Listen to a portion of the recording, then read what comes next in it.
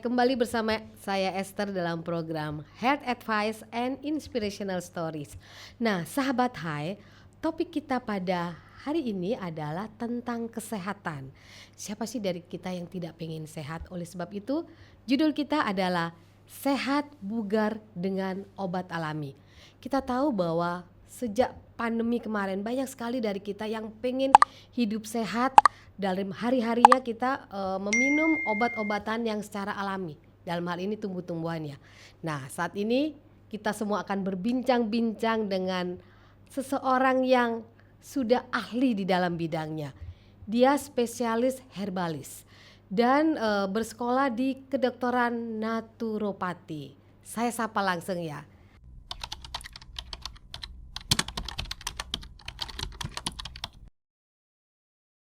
Halo Jenny, welcome di studio Halo Omega Channel. Mbak Esther, terima Ya. kasih sudah mengundang pada hari ini tentang bagaimana pola hidup sehat dengan cara natural.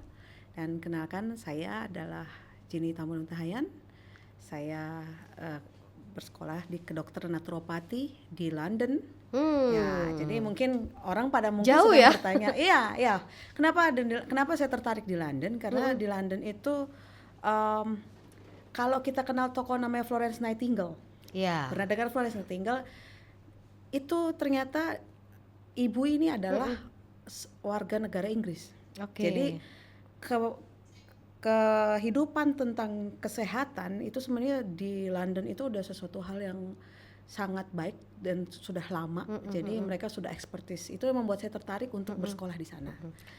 Gitu. Oke, tunggu dulu. Tadi kan kedokteran naturopati ini kan memang saya pernah dengar sih, tapi kan memang belum terlalu familiar ya, Ya, di Indonesia telinga sekarang di ya. Indonesia ya. Ya. Nah, itu bagaimana kok bisa Jenny ini tiba-tiba tertarik di situ gitu?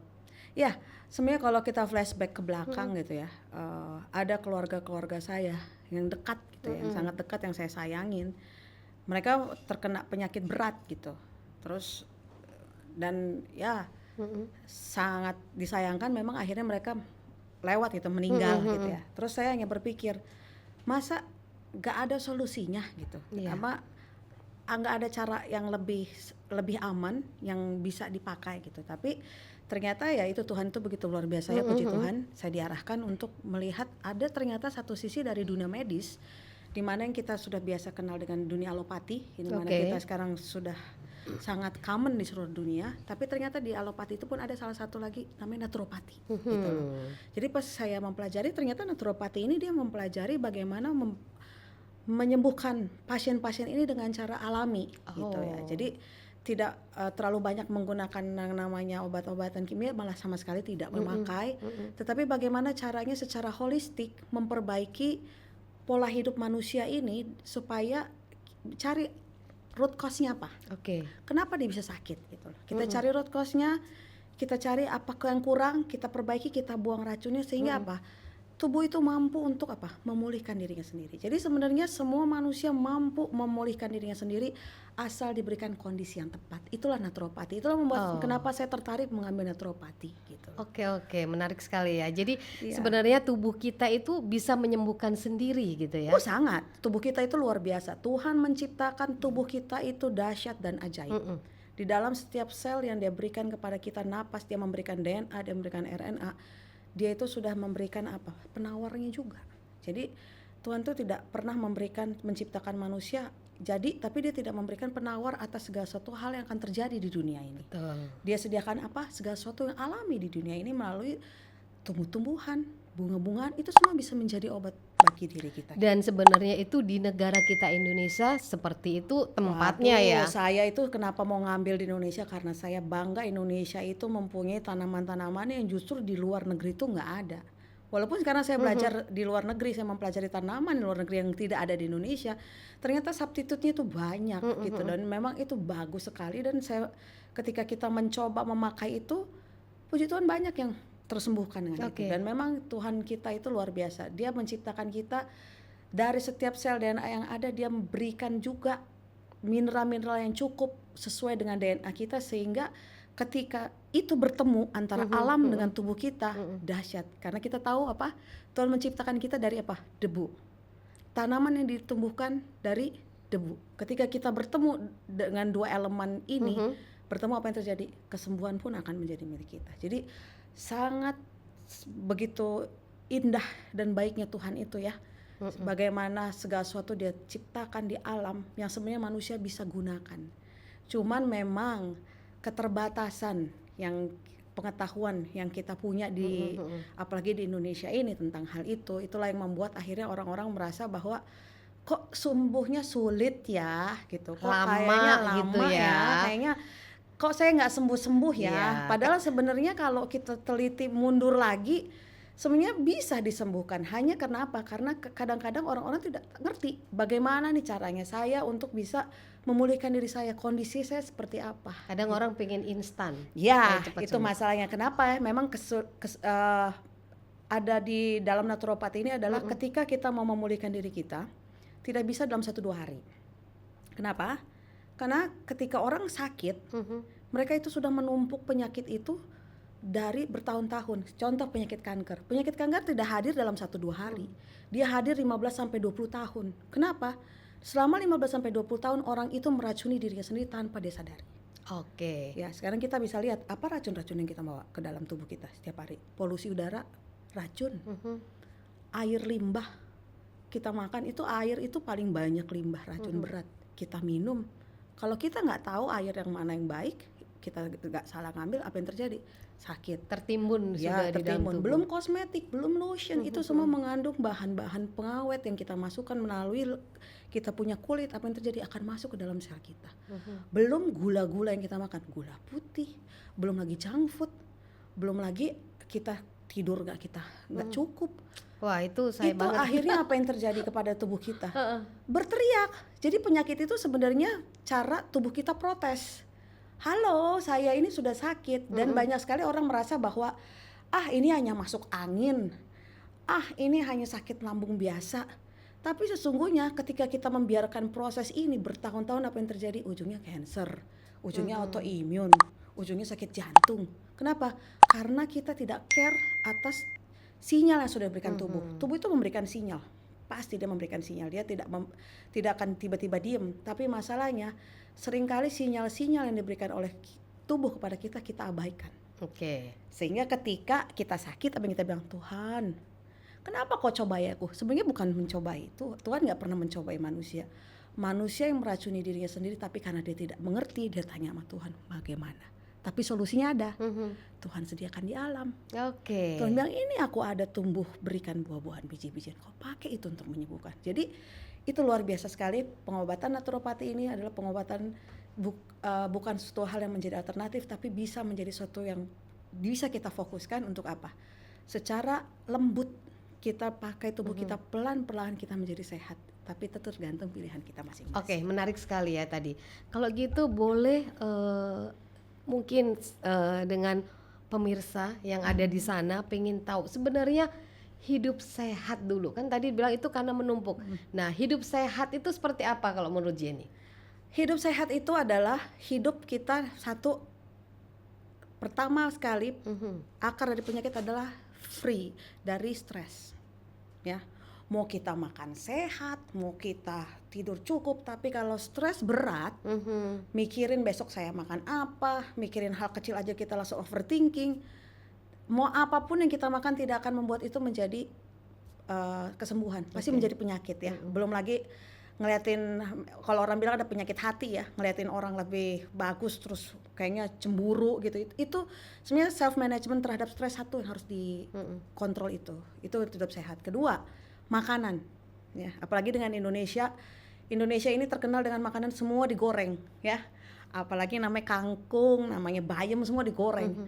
Padahal minyak goreng itu kan mengandung namanya saturated fat. Ketika kita mengkonsumsi makanan yang digoreng, apa yang terjadi? Saturated fat itu membentuk namanya omega 6. Omega 6 ini ketika terbentuk dalam tubuh, apa yang terjadi? Inflamasi dalam tubuh kita. Sehingga apa yang terjadi kepada apalagi penduduk Indonesia, notabene kalau nggak ada gorengan nggak puas ya. Padahal semakin kita sering makan gorengan, apa yang terjadi? Menumpuklah ini penyakit-penyakit ini ada dalam tubuh kita gitu loh. Yang ketiga, kurang minum. Ya, itu Orang lupa ya, sering bekerja Ya. lupa minum. Kadang-kadang minum mereka pikir minum boba udah minum, minum teh udah minum, kopi udah minum. Padahal sebenarnya itu mereka memasukkan racun ke dalam tubuh kita. Nanti kita akan lebih bahas lebih dalam lagi bagaimana itu mengubah tubuh kita secara invasi pelan-pelan sehingga akhirnya membuat kita menjadi sakit. Oke, thank you sekali Jenny. Ini baru permulaan ya. Nanti akan ada lagi tip-tip yang lebih menarik bagaimana kita bisa hidup sehat dengan hal alami yang ada, tumbuh-tumbuhan yang ada di sekitar kita. Kita akan lanjutkan lagi pembicaraan yang cukup menarik tentang bagaimana kita bisa hidup sehat, lebih sehat lagi pastinya ya, dengan hal-hal alami yang ada di sekitar kita yang mungkin kita nggak sadar bahwa itu adalah obat yang sangat berguna bagi kesehatan kita. Oke, jadi jangan kemana-mana setelah berikut ini.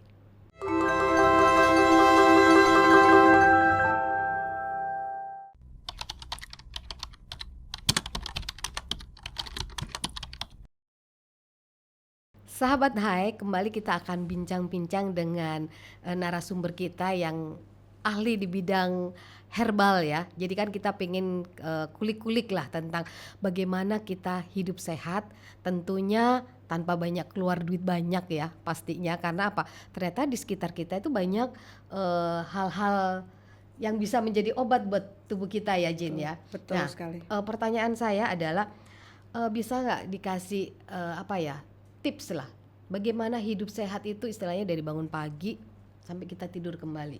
Kadang-kadang kan satu hari itu apa yang tips-tips lah yang harus kita lakukan itu seperti apa?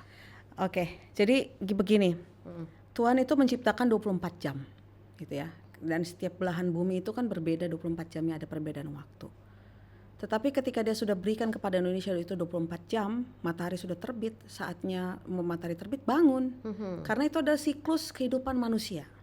Jangan dibalik, ketika matahari terbenam, dia masih bangun, ketika matahari terbit dia tidur. Itu yang membuat apa? Siklus dalam tubuh kacau balau.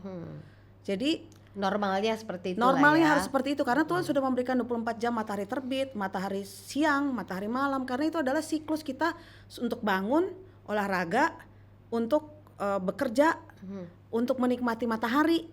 Habis itu kita ketika matahari sudah terbenam, itulah yang Tuhan berikan kepada manusia untuk beristirahat. Karena ketika matahari itu sudah terbenam, maka semua sistem tubuh kita tiba-tiba berhenti melambat. Malam itu. Jadi ketika gelap, apa yang terjadi kepada tubuh kita? Semua sistem metabolisme kita melambat. Jadi jangan dibalik, orang kelaparan jam 9, jam 10 malam makan. Tapi bukan begitu. Pagi-pagi ketika matahari terbit, bangunlah. Apa yang kita lakukan? Jangan begitu bangun langsung nyari kue. Jangan begitu bangun langsung nyari kopi, Bubur ayam, lontong sayur. Bangun pagi, cari air putih, minum. Bagaimana cara kita menghargai tubuh kita? Olahraga. Banyak orang sekali bilang, saya nggak punya waktu. You cannot make time for yourself. Yang bisa menghargai diri kita adalah diri kita sendiri. Bikin make time. Jadi nggak ada alasan saya nggak ada waktu. Karena waktu tubuh kita adalah diri kita sendiri. Invest di dalam kesehatan. Mau sehebat apapun kita kerja, taunya kita akhirnya sakit nggak ada gunanya. Jadi bangun pagi, minum air, olahraga. Nggak usah banyak-banyak, setengah jam sampai 1 jam cukup. Sehingga kita segar, pikiran kita jernih. Habis itu kita pergi ke kantor, kita buka makan pagi jam 10 pagi. Jangan pagi-pagi, namanya breakfasting, sebenarnya bukan sarapan. Breakfasting adalah memutuskan kita puasa. Karena ketika kita tidur malam itu sebenarnya jam puasa kita kan. Jadi ketika kita bangun, kita jam 10 pagi kita makan, yang diisi jangan lontong sayur, jangan diisi pizza, jangan diisi bubur ayam, jangan diisi nasi uduk. Masukin apa? Buah-buahan, sayur-sayuran, kita taruh biji-bijian, kacang-kacangan, itu yang kita makan. Banyak orang Indonesia yang masih berpikir, aduh pagi-pagi kalau makan buah nanti mules. Nah itu sebenarnya ini ya. Salah, itu sebenarnya pola yang salah ya. Sebenarnya ketika kita lebih banyak makan sayur-sayuran dan buah-buahan pagi-pagi hari, apa yang terjadi? Kita punya insulin dalam tubuh kita tidak terlalu tinggi. Kenapa? Ketika kita makan nasi, kita makan nasi putih, kita makan nasi uduk, apa yang terjadi? Dan terjadi adalah insulin kita akan tinggi. Sehingga ketika orang yang pagi-pagi terbiasa dengan makan gula, di mana itu tersembunyi di dalam makanan kita ya, donat lah, gorengan lah, apa yang terjadi? Biasanya itu jam 10 jam 11 pusing kepala. Kenapa gue pusing gitu? Kenapa? Karena dia punya kadar insulin dalam darahnya naik. Nah, jadi kalau kita makan itu dengan makan sayur-sayuran buah, apa itu, kadar dalam gula kita akan stabil. Dia akan pelan dan membuat kita apa? Steady dalam pekerjaan. Kita nggak akan stres, kita bisa tenang, dan kita tidak melakukan namanya roller coaster, stres di jalan. Kadang-kadang gara-gara kita makan terburu-buru, apa-apa sebut terburu-buru, lari terburu-buru, apa yang terjadi? Kita punya pencernaan stres. Karena pencernaan kita diciptakan Tuhan harus makan dalam keadaan tenang. Jadi kalau teman-teman dalam keadaan stres, teman-teman terburu-buru dalam keadaan kerja, lebih baik saudara-saudara tidak makan. Yang apa yang dilakukan hanya bawa cemilan buah untuk membuat dia kadar tenang. Nanti kalau siang dia udah mulai tenang, nah dia boleh mulai makan pemuka dia apa. Buahnya itu apa? Jenis Buah banyak seperti sekali, apa? kita bisa makan pisang, kita bisa makan buah naga gitu ya, kita bisa bikin jus ya. Kalau saya pribadi saya bikin smoothies, apa yang saya makan kale, sayur-sayuran hijau itu saya blender, saya minum karena saya tahu saya butuh mineral itu gitu. Karena semua tubuh kita terdiri dari protein yang diturunkan menjadi asam amino. Inilah pembentuk DNA kita, sel-sel baru kita. Jadi kalau yang kita isi adalah gula, tidak terbentuk sel dengan baru. Apa yang terjadi, sel-sel renewal ini akhirnya tidak terbentuk dan sempurna, itulah penyebab penyakit. Oke. Nah, ketika kita sudah mulai makan misalnya jam 10, no eat between meals. Karena ketika kita mulai makan setiap 2 jam, apa yang terjadi? Enzim dalam tubuh kita dipakai. Kalau kita nggak punya enzim dalam tubuh, metabolisme tidak jalan. Terus kedua, apa yang terjadi? Gulanya akan naik terus dalam tubuh kita. Kenapa? Kita isi dengan gula, insulin keluar, apa yang terjadi? Itu akan tersimpan. Tadinya kan semua sumber energi kita kan disimpan di dalam otot, namanya glikogen. Tapi kalau otot kita sudah cukup dengan kita punya namanya glukosa, dia akan disimpan di liver. Nah, kalau liver ini sudah congested, sudah penuh terus dengan gula-gula, apa yang terjadi? Itu yang terjadi namanya pembuncitan. Kalau sudah buncit, apa yang terjadi? Semua sistem dalam tubuh kita sluggish. Makanya apa yang terjadi? Kita jadi lemas, kita nggak mau berpikir apa-apa, pikiran juga jadi fogging ya, kita bilang nggak bisa mikir apa-apa, sehingga akhirnya membuat orang di kantor kerjanya ngantuk, mau bikin fokus apapun nggak bisa. Makanya kalau kita sudah makan jam 10, biarkan 5 sampai 6 jam. Jangan makan. Nanti makan lagi jam 4 sore. Makan, tapi jangan makan banyak. Makanlah pagi seperti raja, makan kedua seperti ratu. Kalaupun malam mau makan, bikinlah kayak orang miskin. Makannya hanya 1 apel. Supaya apa? Ketika kita tidur, otak kita dan pencernaan kita pun butuh istirahat. Jadi ketika kita tidur, kita isi dengan makanan, apa yang terjadi? Pencernaan itu akan bekerja, sehingga energi kita buat besok dipakai malam ini. Jadi begitu kita bangun besok pagi, apa yang terjadi? Lemas. Itulah yang cycle kita harus lakukan. Cycle kehidupan yang Tuhan sudah berikan dari pagi sampai malam, ikutin. Ketika kita beraktivitas dengan tinggi, kita makan dengan banyak. Tapi ketika kita sudah beraktivitas turun, makanannya juga turun. Kenapa? Karena pencernaan kita dengan otak kita berhubungan. Nah, sekarang bermasalahnya adalah kan itu memang yang harusnya sehat seperti itu ya. Sekarang banyak yang sudah terbiasa dengan hal-hal pagi harus makan lontong sayur. Itu di situ lo ada beberapa ayam yang enak atau mie ayam. Nah, merubah mindset seperti itu tuh kan nggak gampang ya. Perut langsung kalau cuma makan buah doang, langsung jadi kerucuk-kerucuk. Nah, merubah yang seperti kayak gitu tuh gimana ya? Ya sama kayak orang ngerokok, mau buang rokoknya, dibilang pelan-pelan nggak bisa. Jadi harus tekad. Ya, 1 tekad, kedua kita harus datang sama Tuhan juga minta supaya kita dimampukan. Dan kita isi ya, kalau kita ubah makanan kita yang tadinya sudah biasa lontong sayur, terus kita isi dengan yang jus-jus, memang awalnya nggak enak. Tapi ingat, neuron di otak kita 21 hari kita isi dengan hal yang sama, dia akan terbentuk dengan neuron baru. Sehingga ketika 21 hari kita sudah makan dengan makanan itu, hari kedua apa? Kita akan mencintai makanan yang kita makan. Jadi memang pertama hard time, tekad yang kuat, tapi kita mau, pasti kita mampu. Itulah selalu dibilang, kalau kita mau, ada kemauan, pasti selalu ada jalan. Jadi mindset kita yang harus kita pikir adalah seperti yang Socrates bilang, eat your food as your medicine before medicine to be your food. Jadi makanlah makananmu sebagai obat sebelum obat jadi makananmu kan. Karena kalau sudah obat jadi makanan kita, wah itu memperbaikinya sulit. Kalau udah 15-20 tahun kita tumpuk, nggak bisa sembuh dalam 1-2 hari. Pasti tunggu sekitar 6-1 tahun baru kita bisa pulih. Oke. Kalau kita lihat kemarin ya, musim Covid, banyak sekali orang mendadak minum ramu-ramuan jahe, kemudian serai. Ya, betul. Nah, itu sebenarnya gimana sih? Terus tiba-tiba matahari, kan selama ini kayak saya aja, saya nggak peduli dengan tahu lah vitamin D, tapi tiba-tiba gara-gara itu kita cek vitamin D kita berapa. Nah, itu segimana pentingnya? Jadi vitamin D ini adalah pandemi di seluruh dunia gitu ya. Nggak ada orang di dunia ini yang hampir seluruh orang tidak cukup gitu ya. Orang kan nanya apa sih vitamin D? Vitamin D ini adalah imun sistem kita. Ketika vitamin D ini rendah, maka apapun yang kita makan tidak terserap dengan baik. Oke, nanti kita lanjutkan lagi hal yang seru tentang vitamin D ini ya setelah kita lanjutkan yang berikut ini. Baik sahabat Hai, kita akan lanjutkan perbincangan seru kita. Kita masih belum dapat tentang apa sih obat alami itu. Nah, saksikan setelah berikut ini.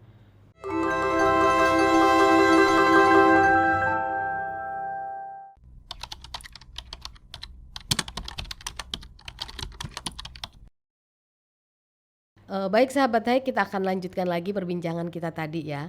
Tadi kan ngomongin tentang vitamin D ya.